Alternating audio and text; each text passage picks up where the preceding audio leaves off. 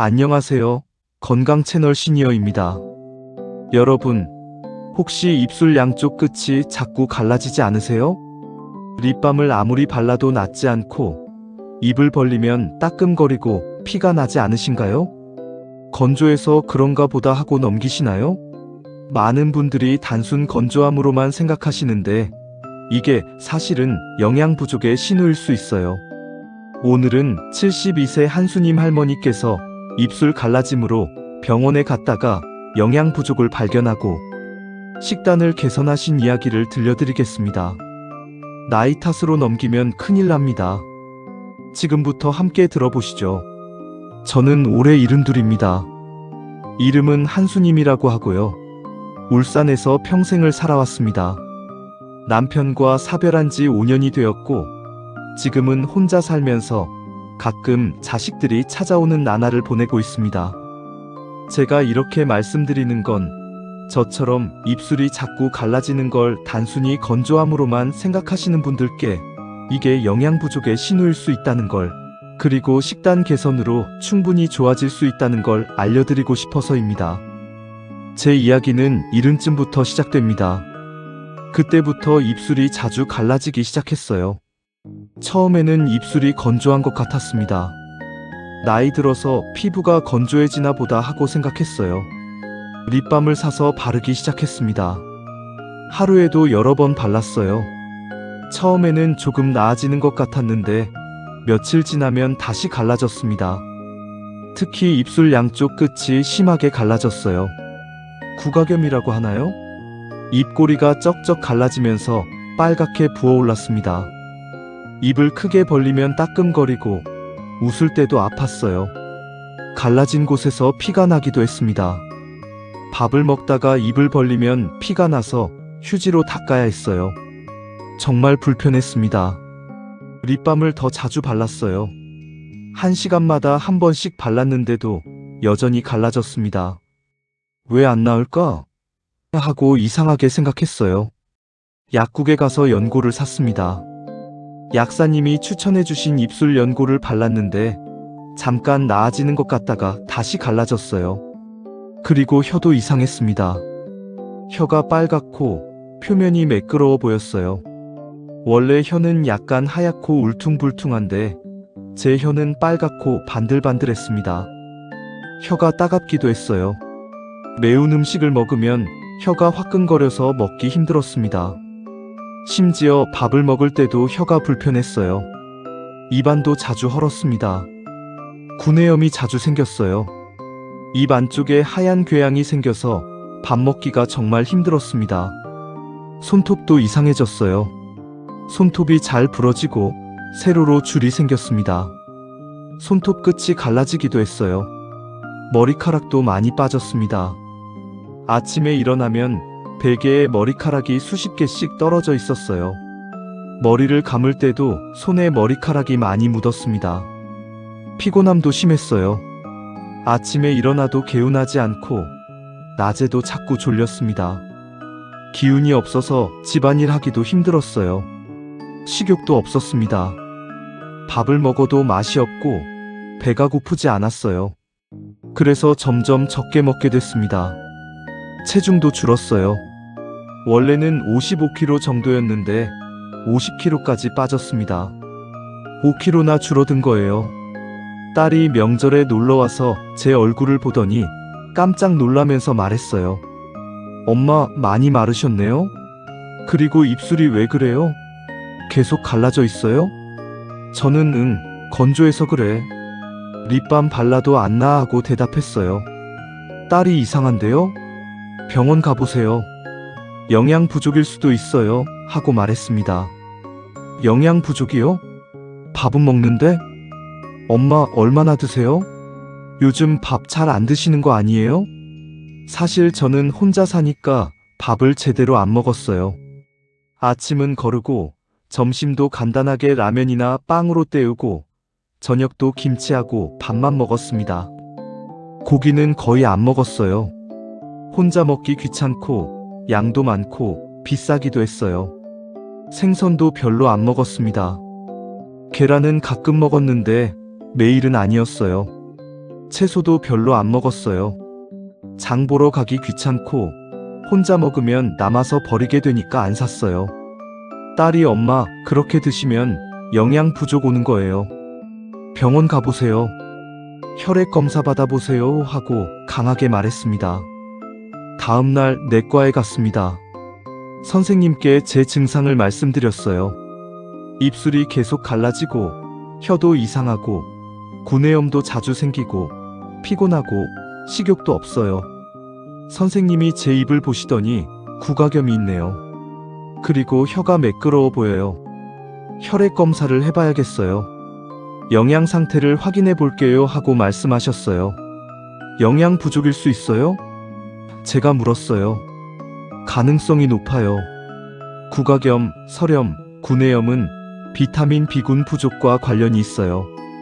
혈액 검사로 확인해 볼게요. 그날 바로 혈액 검사를 받았어요.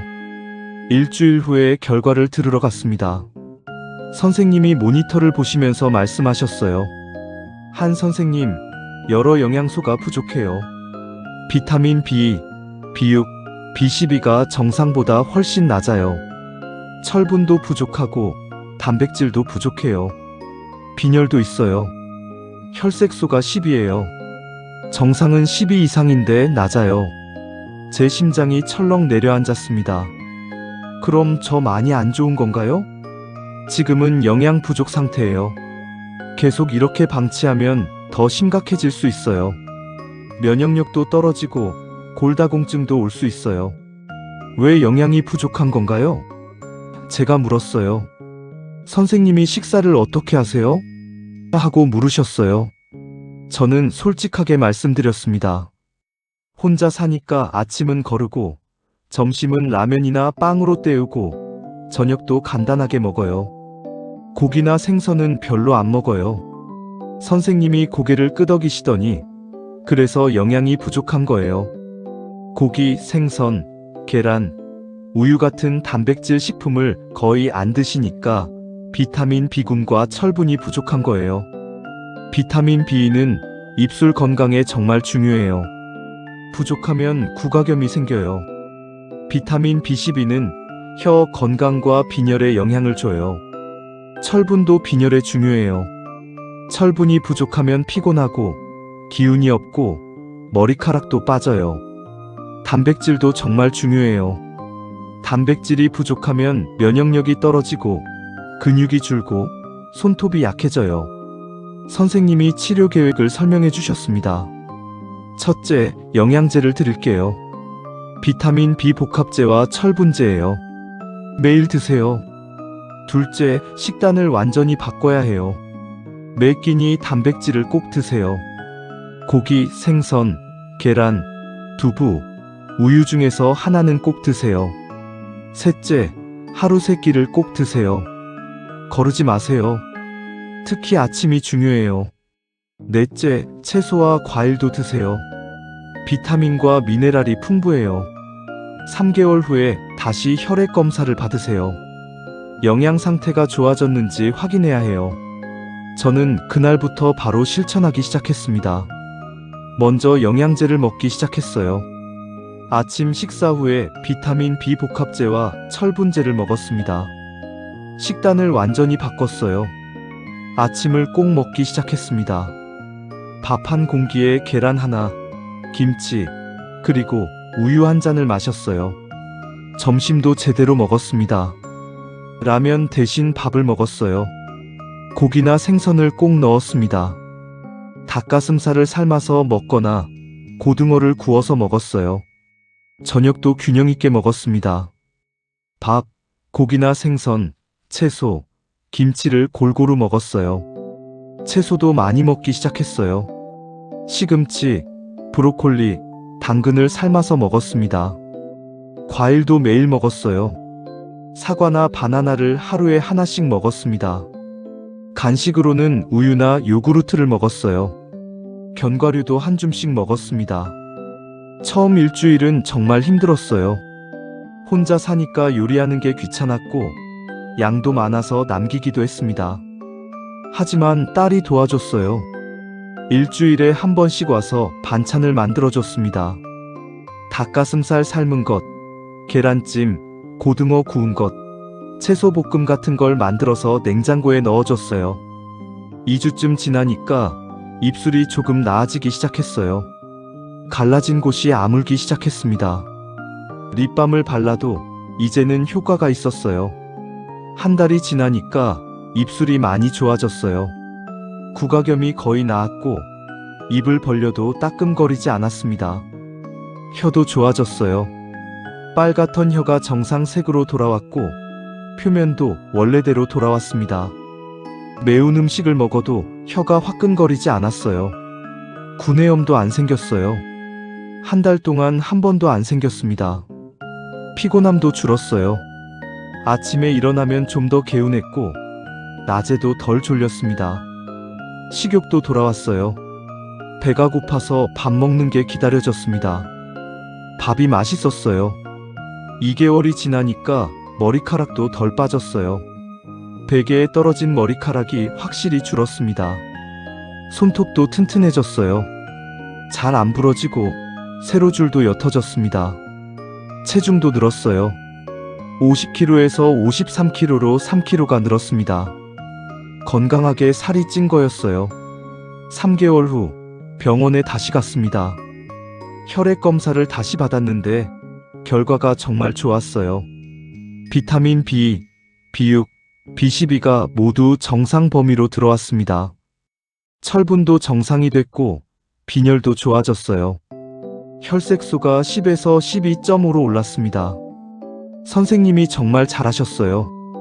영양 상태가 완전히 정상으로 돌아왔어요. 이대로만 유지하시면 돼요 하고 칭찬해 주셨어요. 6개월이 지난 지금 저는 완전히 좋아졌어요. 입술은 더 이상 갈라지지 않고 혀도 정상이고 구내염도 안 생깁니다. 피곤함도 없고 식욕도 좋고 체중도 55kg로 정상이 됐어요. 저는 이 6개월간의 경험을 통해서 정말 많은 걸 배웠습니다. 첫째, 입술 갈라짐은 단순 건조함이 아니라 영양 부족일 수 있다는 거예요. 둘째, 구각염은 비타민 B 부족의 명확한 신호라는 거예요. 립밤으로는 해결이 안 돼요. 셋째, 혼자 사는 노인들은 영양 부족에 취약하다는 거예요. 혼자 밥 해먹기 귀찮아서 대충 먹다 보면 영양이 부족해져요. 넷째, 매 끼니 단백질이 정말 중요하다는 거예요. 고기, 생선, 계란, 두부 중 하나는 꼭 먹어야 해요. 다섯째, 아침을 거르면 안 된다는 거예요. 아침이 정말 중요해요. 여섯째, 영양제도 도움이 되지만 가장 중요한 건 식사라는 거예요. 음식으로 영양을 섭취하는 게 최고예요. 저는 72이지만 지금은 영양 상태가 완전히 정상이에요. 입술도 건강하고 기운도 넘칩니다. 여러분도 할 수 있습니다. 나이 탓으로 넘기면 큰일 납니다. 입술이 자주 갈라지면 영양 검사 받으세요. 식단 개선으로 충분히 좋아질 수 있습니다. 여러분, 오늘 준비한 이야기 어떠셨나요? 72세 한수님 할머니께서 입술 갈라짐으로 병원에 갔다가 영양 부족을 발견하고 식단 개선으로 회복하신 이야기, 정말 중요한 교훈이 담겨 있지 않나요?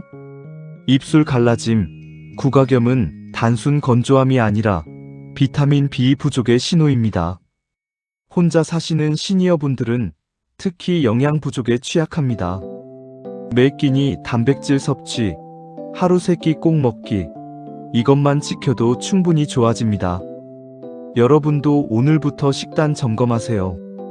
고기, 생선, 계란, 두부 중 하나는 매 끼니 꼭 드세요. 아침 거르지 마시고 채소와 과일도 드세요. 다음 영상에서는 손톱색이 변하는 것이 심장 폐빈혈 신호일 수 있다는 내용으로 찾아뵙겠습니다. 피부가 보내는 신호 시리즈 계속 함께 해주세요. 오늘도 건강하시길 바랍니다.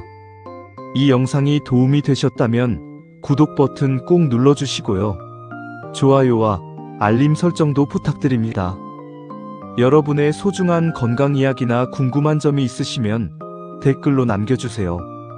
건강 채널 시니어였습니다.